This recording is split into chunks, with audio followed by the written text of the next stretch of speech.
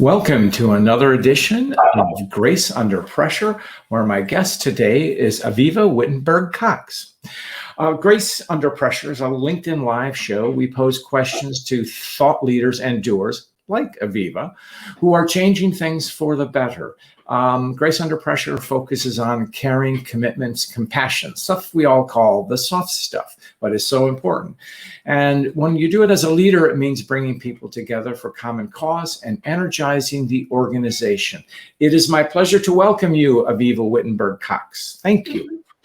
It's quite a mouthful. Thanks, John. It's lovely to be here with you. Thank you. And it took all my energy. Please don't flub it up. Anyway, so Avivah Wittenberg-Cox is a global expert on all things gender balance. She's the CEO of 20 First, a global consulting firm working with companies interested in capturing the competitive advantage of gender, nationality, and generational balance. Her groundbreaking thought leadership is accessible through her seminal books and regular contributions to HBR, Harvard Business Review, and Forbes. She's done a number of TED Talks and been recognized by Elle as one of the top 40 women leading change. She has recently collaborated with PWN Global, and she's won a Lifetime Achievement Award for Gender Balanced Leadership. Her book, Why Women Mean Business, was awarded the Manpower Best Book of the Year prize. Welcome, Avivah Wittenberg-Cox. Thank you. Now you've got it. It's a habit. Once you get good practice at it, it just rolls off the tongue. Great. Great. You are joining us from Somerset in the United Kingdom. So you wrote a seminal article for Talent Quarterly that exploded some myths about women in leadership. Let's take them one step at a time. You say women make personal choices. They'd rather be mothers than leaders. A myth. So. Yeah. I'm going to recast this a little bit because it was I've been working with mostly male-dominated leadership teams and CEOs for the last 15 years on gender balance.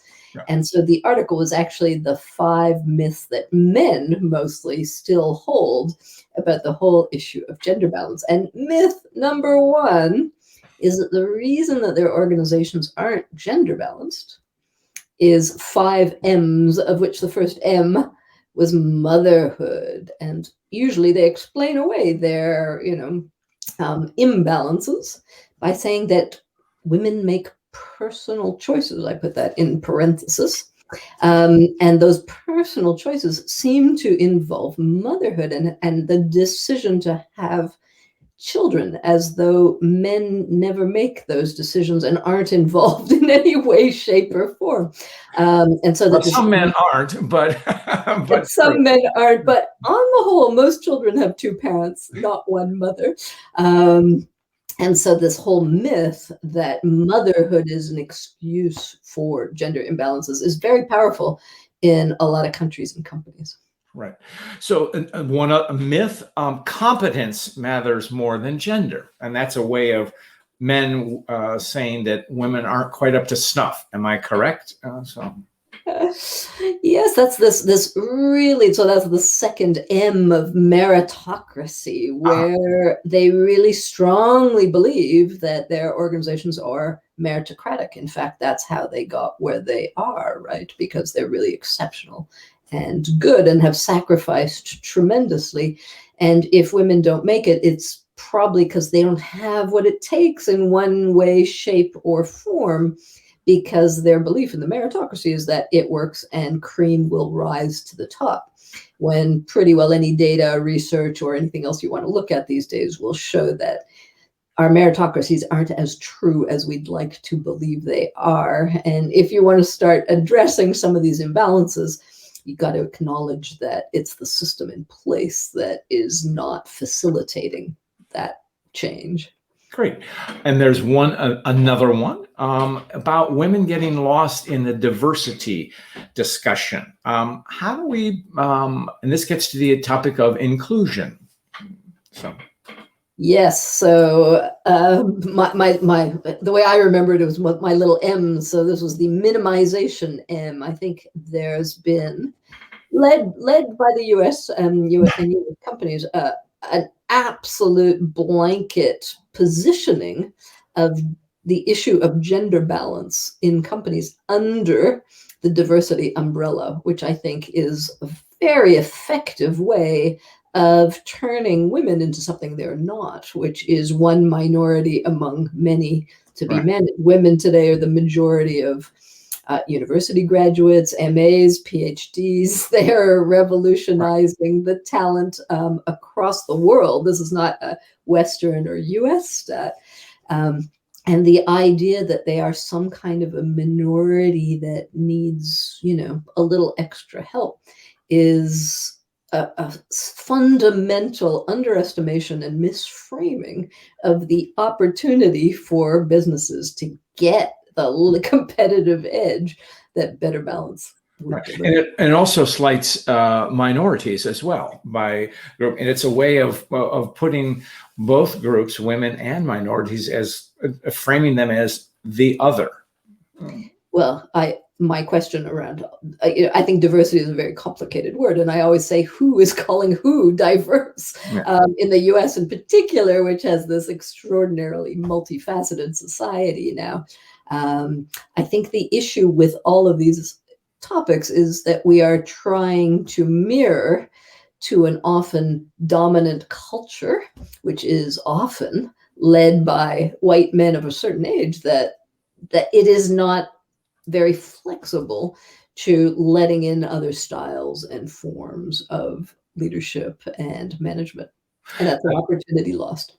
So true, and through that lens is another M, and it begins with a C, but it's the effort. How does that come in? If a man would be evaluating a woman colleague, whatever, she may not put in the effort that a man does. Is that something you've discovered?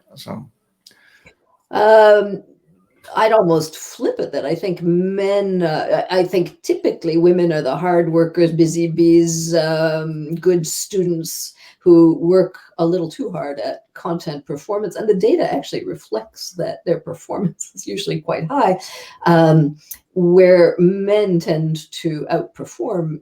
And there's a colleague of mine at Harvard Business Review, Thomas Shimura Premuzic, who writes a lot about this, is their confidence is a little too high. People always say women lack confidence. I think he's made a very compelling case that women probably have a more accurate reflection of their reality, and that men are overly competent. They oversell, and their confidence outstrips their competence. And I would say women are perhaps, slight reframing, competent and not quite as self-promoting as many men are. And benchmark against that male norm, they're considered to be unself-confident. It drives me crazy. I don't think women lack confidence. That is very interesting. No doubt that men are overconfident, and research shows this in particular. And it's we're sort of wired in that way. However, in a sense of if we think about our testosterone, we're bold and aggressive and something, and so we project this confidence that maybe we don't feel. I haven't heard that women are actually more confident. So how is that coming to the fore? So more competent. I didn't say they were more confident. I said competent. Oh, yes. Excuse me. Yes. That the relation. I think they don't lack confidence. I think the way we look and perceive their levels of confidence is to compare it to men's overconfidence. And there is research really fascinating from the markets in the UK. There's a guy at Cambridge who did a study that shows that traders on financial trading floors are embracing of risk. Their confidence is way too high, and it's totally stimulated by testosterone, which their levels rise as they take riskier and riskier positions, and their overconfidence often leads them into very dangerous territory. So they always say women are emotional, but what's interesting is we keep underestimating just how emotional men and their hormonal shifts are also. It's a fascinating thing. And as you were talking about the traders, I'm also thinking about throughout most of our history, male leaders in wartime. Often the ego is so intrinsic to the outcome that it doesn't always lead to positive outcomes. I can think of no better example than here in the US with Lyndon Johnson in Vietnam. Where he, I don't want to be the first American president to lose a war. And that was his ego and led to disaster. So I think that same competence. How about a more contemporary look at men in COVID times and leaders in COVID times, right? I wrote an article in Forbes that went totally viral and got over 8 million hits on how women leaders were outperforming in getting their countries safely through this COVID crisis, where a lot of the ego-driven, power-hungry male leaders in certain countries are disasters for their countries, of which the early US was one example. Brazil now we're watching with horror. India is another one. This is not a pretty picture of what bad, toxic male leadership does to populations. There's no. I have a dear friend who says that testosterone is a toxin at times, and certainly does play it that way. And so, yeah, and I think that getting back to women, and do you perceive that women are better able to take perspective, perhaps, in times of crisis? I've written about women as women leaders in times of crisis and doing a better job. Do you have a perspective on that, Avivah? So, I'm actually not, despite my profession, I am not somebody who spends a lot of time saying women are better or men are better. I think what's interesting about our time is, for the first time in human history, we are seeing women emerge into education, work, every possible facet of life in very balanced numbers. Some of them are fantastic, and some of them are not, just like men. yeah. If you're talking about the best women, which is probably the confirmation bias in the few women we have running countries around the world, have they managed the crisis better? Do they outperform under crisis? They absolutely do. They're exceptional women. Are they typically female leader? I wrote about this. What was it that made them different? And interestingly, a lot of the characteristics were kind of male. They were very decisive. They embraced technology really early. They told the truth, which in these times is revolutionary. Right. But the fourth quality that they showed, which I think was what everybody gets fixated on about women, is they did it all with love.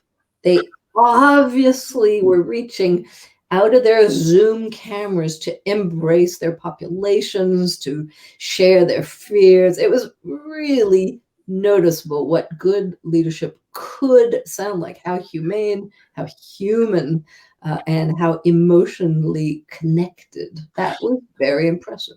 Yes, and I think what you're actually referencing, I would frame it as empathy. And empathy is that. But that's only because the business world doesn't like the word love, right? Yeah, but empathy, when you do it as empathy is that ability to share and understand another one's feelings. But my perspective on, as a leader, it's the ability to use that as an impetus for positive action. And I think we have seen women leaders rise to that.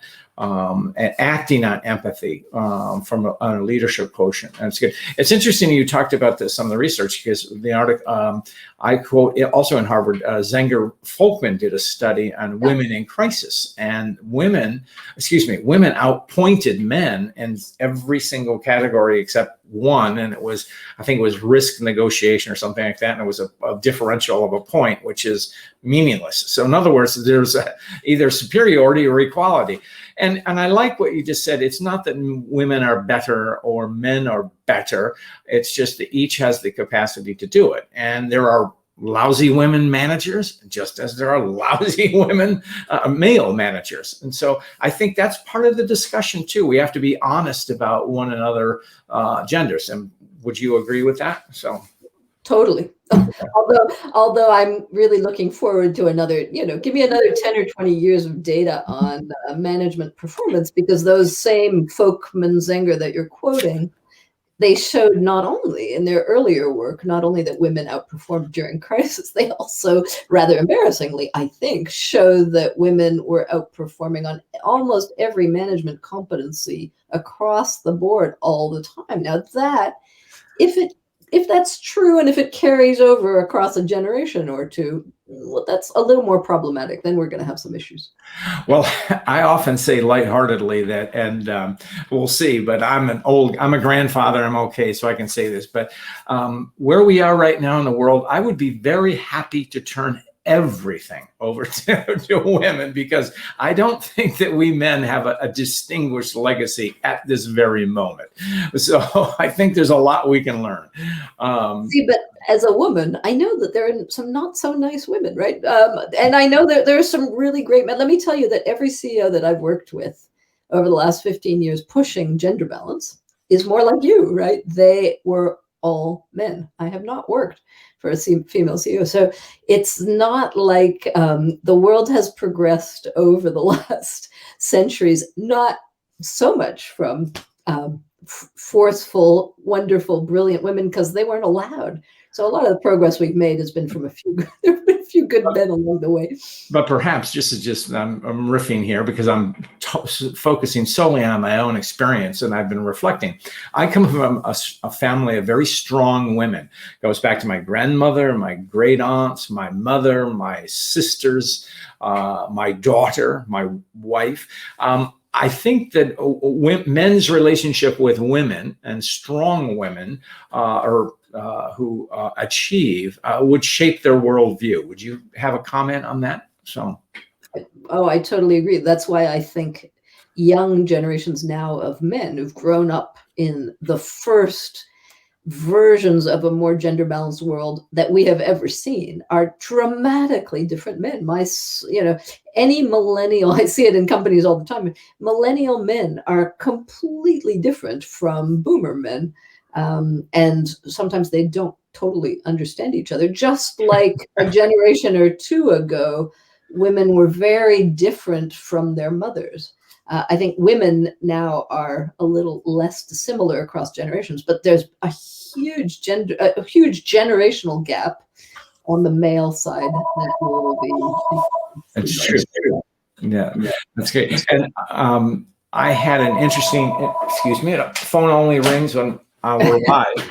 I hardly get phone calls these days. Everything is text or Zoom or whatever. I know, I'm just checking mine. I think I turned it off. Shame on me for not turning my phone off. Had a discussion with Joanne Lublin, whose new book about power moms, and she focused on the generational differences between boomer mothers and Gen X mothers and the differences there. And then also she also interviewed millennial women whose mothers were executives. And it's an interesting dynamics. And I think it's a positive evolution. Sometimes it's rocky, but we're moving. I would like to say the arc is trending upward.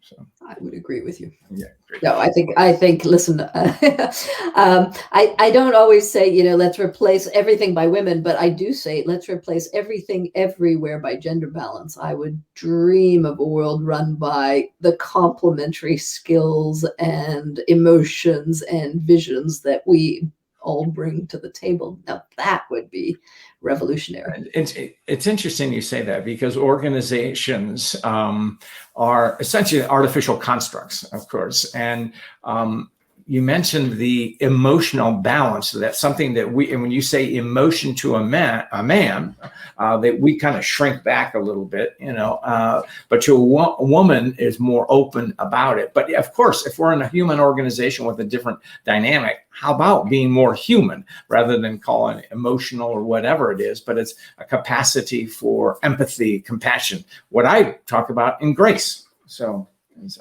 I always say men yell and women cry, and that's emotion. Yeah. Oh, yeah. It is. We express things in different ways. That's it. Yeah.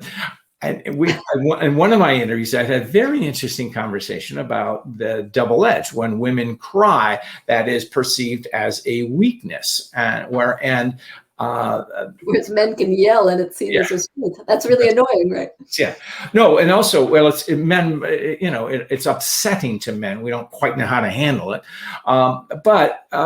and then when men show tears, they are equally chastised or something, and too. So it cuts both ways, So, well, it doesn't actually cut both ways. What it is a deep-seated, particularly I would say in Anglo-Saxon cultures, a deep-seated disregard for the feminine. Everything and anything that reeks in any way of the feminine is to be eliminated from the youngest age, which is why boys are taught not to cry, and why yelling is often still acceptable in companies.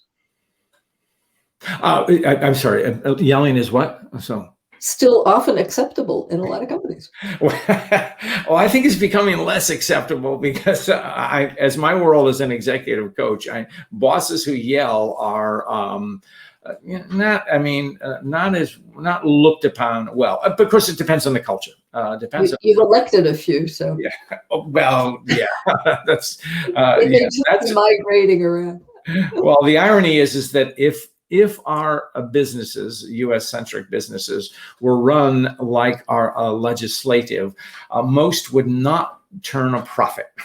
So that's I'll draw that distinction there. But it is interesting culturally.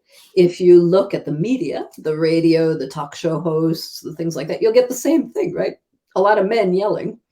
Oh, women really aren't allowed to yell yet. Not a good look, right? Doesn't sell. No, that's a very astute observation, and you're right. No, and they're not allowed to cry either, so they're caught between a rock and a hard place. Yeah, that is true. And women who show emotion, it's well, not quite up to snuff, and that would cut. The perception is that would cut into her competence. Whereas I don't know that you said overtly, but I will say, I think, for women to rise in management, they have to be better than men. They have to prove they have the more chops than do men, I think, in my perspective. So, yep. So anyway, you have a concept called the ladder versus the lattice. Lattice isn't in the gardening sense. Would you explain that, Avivah? Yes, I've done a lot of work on the fact that I think one of the challenges we often find in large organizations of any kind is that most of the talent management and career management is based on a ladder.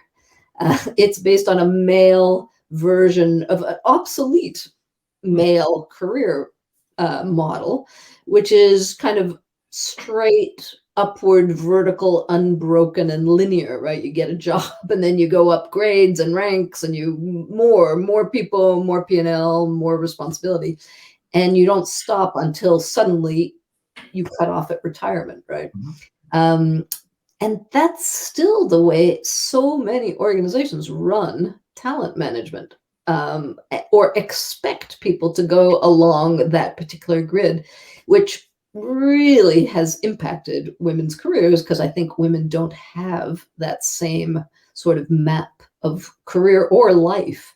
And so I'm suggesting that organizations that adopt more flexible, more hilly, as opposed to this kind of vertical mountain structures, right, find that they manage gender balance much more easily, and they manage women across their decades in a very different way. And that I think very often women peak career-wise post 50, which means that their ladders might just be displaced to a slightly later age if those companies are still open to that possibility. I'm hearing that more and more, and I know that women colleagues that I know have truly excelled. And part of it is the I will say this, the burden of child rearing, because women bear most of that, even though they have empowered men. And once the children are out of the house or more able to care for oneself, their career opportunities open up. So yeah, that's it. And you raised this key point. It's up to organizations to recognize that linear path is not necessarily the best path. Am I correct? So absolutely. I've written a little graphic book for managers called 4 Phases of Women's Careers, just because they are quite differently paced. And most organizations don't really recognize that. They know that they have a problem around parenting issues, but they don't actually see it kind of holistically as, now that there's a huge other trend along with gender changes, is generational changes, right? That people are going to live and work much longer, means that we're going to actually want to be looking more globally at what a career is going to look like. And we're shifting from, 30-year career sprints to 50, 60-year career marathons. And that requires new thinking, new arcs of life and careers. And I think women will profit enormously from the air and space and opportunity that offers them. I like that. And it also gives, if you talk about the marathon of a 50-year span, it gives women, but also men, that option to take a time out, sabbatical, child rearing, whatever, do something different, change careers, all of those things. I think and the ultimate choice or different career choice makes that individual stronger in whatever he or she would like to do. So, and wiser. Absolutely. No, I think this is like win-win for everybody. If we embrace it, understand it, and then leverage it for...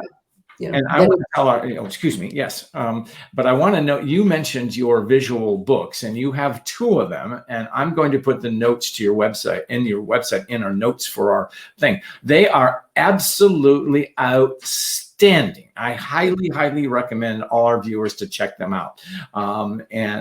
Because they're very expressive and they get to the point, and I look at them and I'll tell you what, I'll be honest with you, I'm insanely jealous, because I go, why didn't I think of that? So seriously, Avivah, they're very good and very instructive. So I compliment you on that. So thank you very much. That's very kind. I'm writing another one right now on thriving to 100, the 100-year life. So, good. Love to hear. Sadly, we are coming close to the end of our show, and I like to ask every guest a story of grace. And I know you want to share one, Avivah. So the floor is yours. Well, I think, you work a lot with power women. So I think one of the challenges that I've faced, and that many of the women I've coached face in this thing, is that power women have a challenge of being soft. We've had to grow such a carapace, such power, such strength, so many masculine traits to make it in the world that we have, that I think embracing our softer, gentler, more vulnerable selves to become not only loving, because I think most women have this really potent connection to others and they love quite readily. I think the challenge for a lot of women is to become lovable. And I always mention that it took me until the age of 52 to get my little dog, Daisy, the first dog of my life, because my brother and first husband were both allergic to dogs. And I got this dog who's a little cavalier, really cute little mutt I will not show you a photo of, who I just look at as a role model on this, because she is so talented at being both extremely loving and unbelievably lovable, that I consider her a really useful role model for moments of grace in my life.